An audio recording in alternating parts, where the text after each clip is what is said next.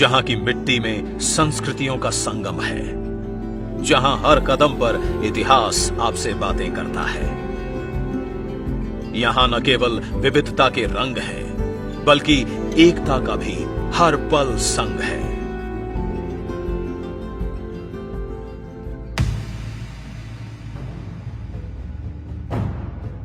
कभी सोचा है क्या होता अगर भारत एक राष्ट्र न बन पाता? जब अंग्रेजों ने भारत छोड़ा तो देश के सामने एक कठिन मोड़ था। या तो यह पवित्र भूमि टुकड़े टुकड़े होकर बिखर जाती, या फिर एक होकर अटूट शक्ति बनती। क्योंकि सदियों की पराधीनता के बाद भारत टुकड़ों में बटा हुआ था, छोटी छोटी रियासतों में बिखरा हुआ था। इसे एकजुट करने के लिए एक ऐसे महानायक की जरूरत थी जो इस बिखरते भारत को अपनी माटी से जोड़कर एक अखंड राष्ट्र बना सके। और फिर इस विराट और असंभव से दिखने वाले लक्ष्य को संभव बनाया सरदार पटेल ने। The moderation, the diplomacy, and with his characteristic humility, the manner in which Patel managed to forge all these princely states, 500 plus of them, individually negotiating with several princes, various transfer of power documents, and put India in the map of India in the manner that we see today. It was a Herculean task which he managed to accomplish in a very short time. Bharat की स्वतंत्रता की लड़ाई के बाद सरदार पटेल ने एक भारत श्रेष्ठ भारत की सच्ची ताकत को पहचाना। उन्होंने समझा कि हमारी महानता हमारी एकता में है। सरदार ने 562 रियासतों को एकजुट कर इस भारत को अखंड बना दिया।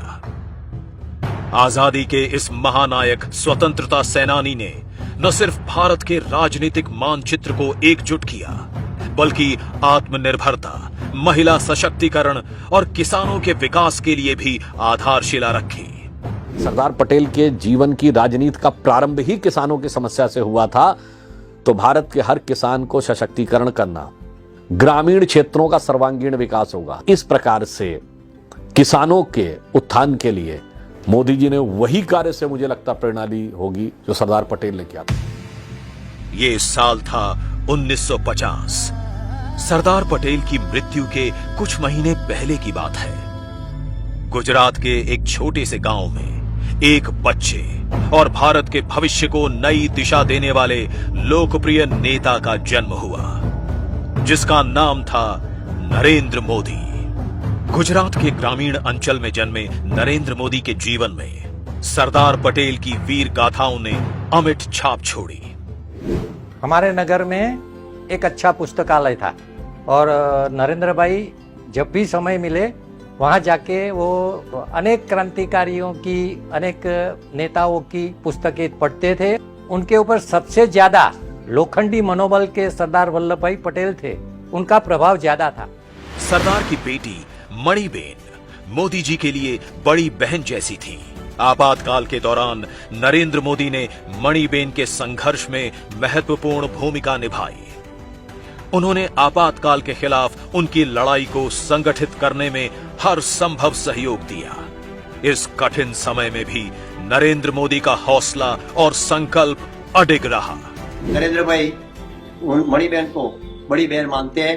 अब नरेंद्र भाई ने जो साइकिल रैली निकाली थी आपातकाल के विरुद्ध में, उसको मणिबेन ने हरी झंडी दिखाई थी।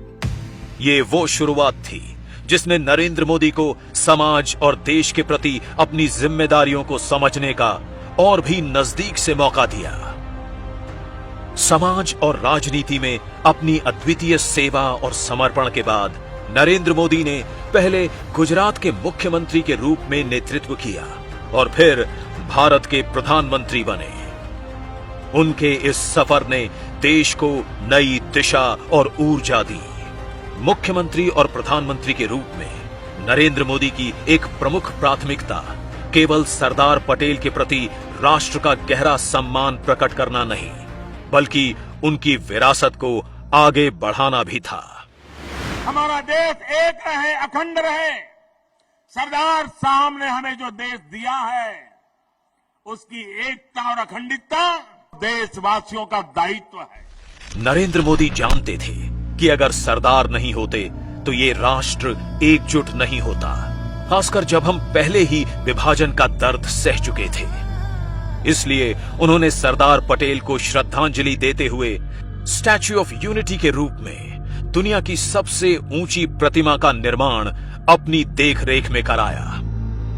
ऐसे महान नेता को श्रद्धांजलि देने के लिए हमारे उस वक्त के मुख्यमंत्री माननीय नरेंद्र भाई मोदी जी ने बहुत ही बड़ा ऐतिहासिक काम किया और अब हम सब लोग देख रहे हैं ऐसी विश्व की सबसे बड़ी ऊंची सरदार वल्लभ भाई पटेल की प्रतिमा का सरदार सरोवर डैम के नजदीक उन्होंने निर्माण करवाया। ये केवल एक प्रतिमा नहीं है, ये भारत की एकता और मजबूती का प्रतीक है और सरदार पटेल के अद्वितीय योगदान की गूंज है जो हर दिल में राष्ट्रभक्ति की लहर दौड़ाता है। सरदार पटेल की प्रतिमा दुनिया के सबसे अधिक देखे जाने वाले स्मारकों में से एक है। ये गुजरात के नर्मदा जिले के केवड़िया में स्थित है। केवड़िया जो अहमदाबाद से काफी दूर एक छोटा सा गांव है, जिसको नरेंद्र मोदी ने सोच समझकर चुना। स्टैच्यू ऑफ यूनिटी है, सरदार पटेल की प्रतिमा बनानी है तो अहमदाबाद में भी तो बना सकते थे, करमसद में भी तो बना सकते थे।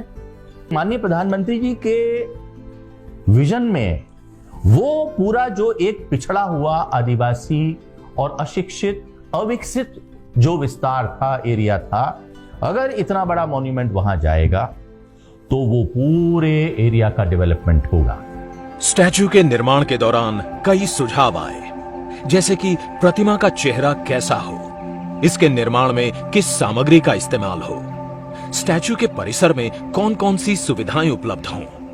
लेकिन इन सारे सुझावों के बीच भी नरेंद्र मोदी के मन में एक बात पूरी तरह स्पष्ट थी कि ये सिर्फ एक प्रतिमा नहीं, बल्कि देश के हर वर्ग, विशेषकर किसानों के प्रति सरदार पटेल को सच्ची श्रद्धांजलि होनी चाहिए।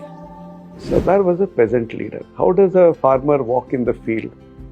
He will tie his dhoti up, so the ankles are exposed. So that was his decision. This is the only project only statue in the world where the statue is not covered till the bottom by some external structure.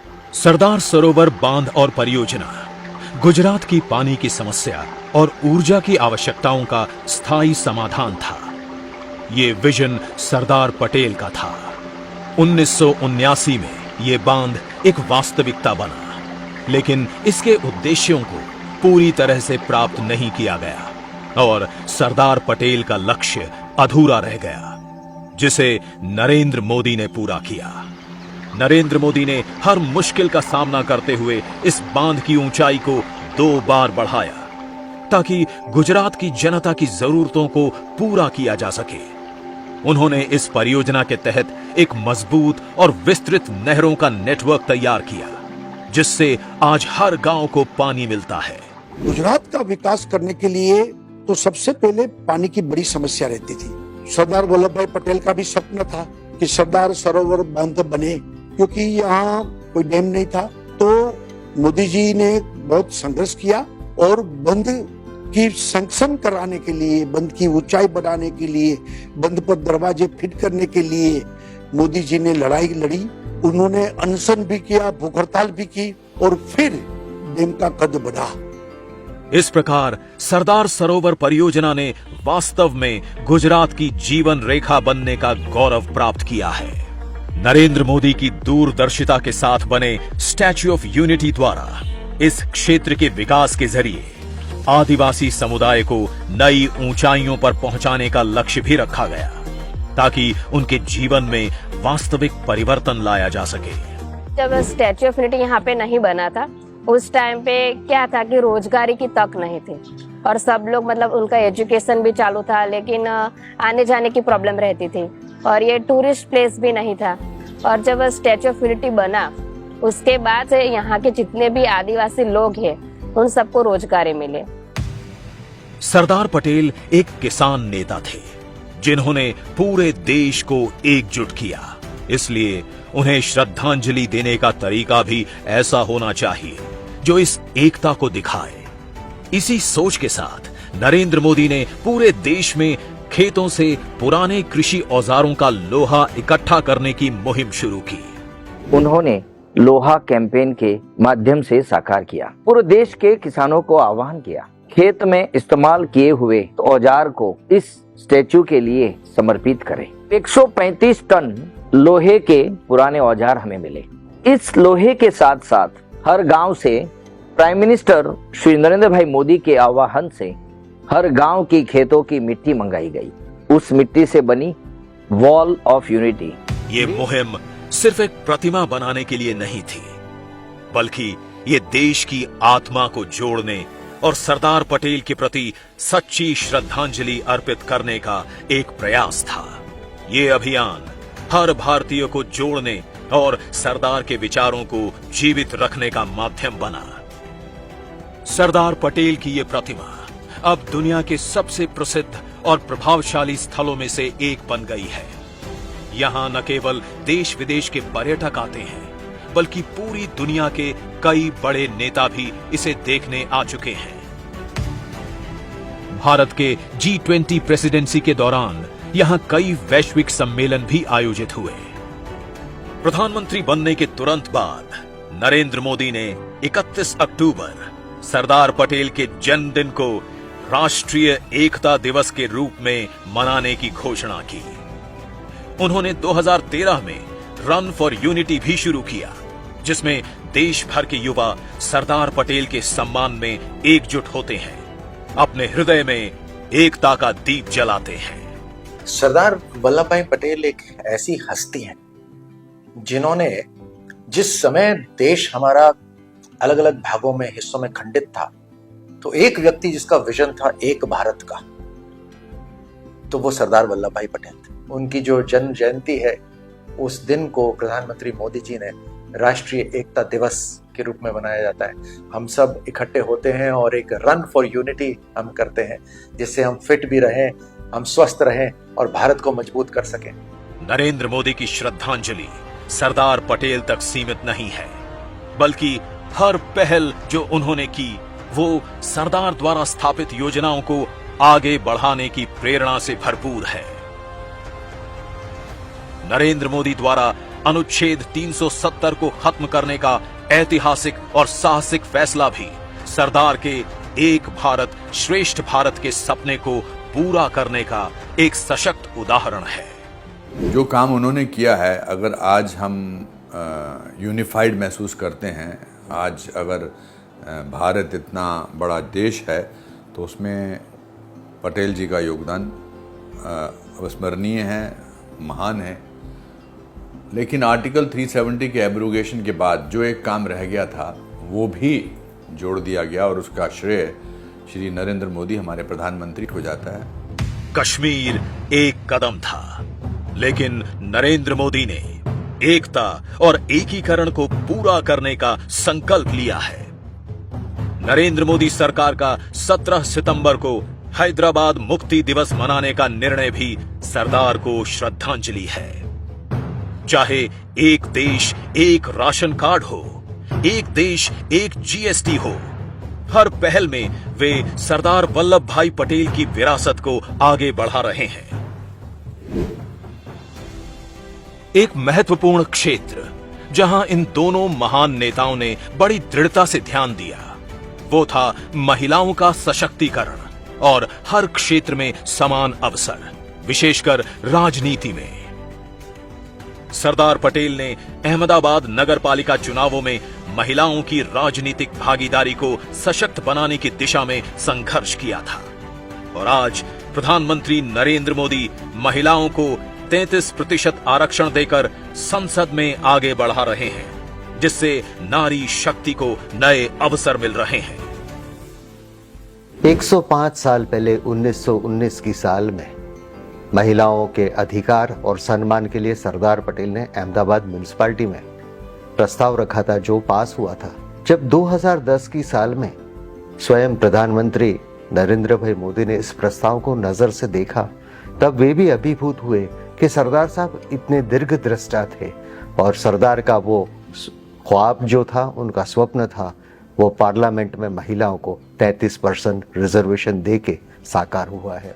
Sardar Patel ने आधुनिक भारत की प्रशासनिक सेवाओं की नींव रखी। नरेंद्र मोदी ने mission कर्मयोगी जैसी पहल की शुरुआत की है, जिसके द्वारा भारत की प्रशासनिक प्रणाली को सशक्त और सुधारने की दिशा में बड़ी शुरुआत हुई है।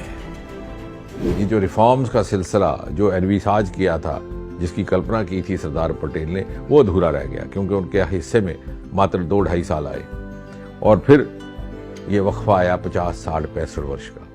मोदी जी ने आते ही सबसे अधिक प्राथमिकता यदि दी है तो गवर्नेंस रिफॉर्म्स को। आते ही उन्होंने सेल्फ अटेस्टेशन शुरू कर दी।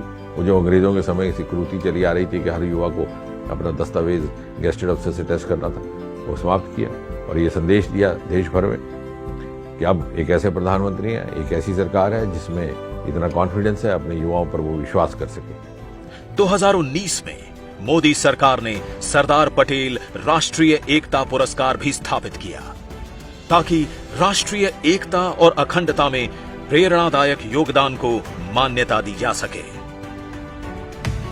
सरदार पटेल की विरासत भारत की एक भारत श्रेष्ठ भारत की धरोहर है। नरेंद्र मोदी इसे आगे बढ़ा रहे हैं। उनके दृष्टिकोण और संघर्ष के माध्यम से हम एक नए भारत की ओर बढ़ रहे हैं जो सरदार के सपनों को साकार करता है। ये एक ऐसा भारत है जो विकसित है, जहां हर नागरिक की आवाज सशक्त रूप से गूंजती है और एकता की शक्ति हर दिल में धड़कती है।